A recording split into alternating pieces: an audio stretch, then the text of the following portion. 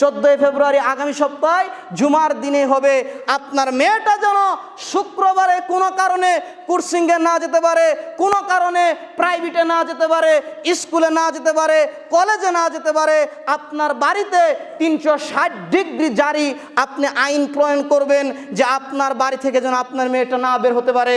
আপনার মেয়েটা আপনাকে এসে বলবে, আব্বু আজকে না আমার বান্ধবীর বাড়িতে একটা অনুষ্ঠান ছিল, আব্বু যেতে হবে, যাই।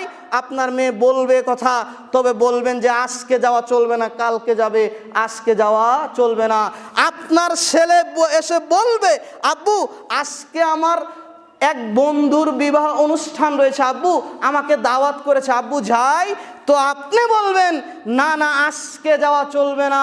আপনি বাবা যদি হন, আপনি আদর্শ মা যদি হন, 14 ফেব্রুয়ারি যেন আপনার মেয়েটা আপনার ছেলেটা বাড়ি থেকে বের না হতে পারে। যদি বের হয় আর যদি পাপের সাথে জড়িত হয়, তাহলে আপনি বাবা দায়ী, আপনি মা দায়ী। কিয়ামতের মাঠে আপনাকে জবাবদিহিতা করতে হবে।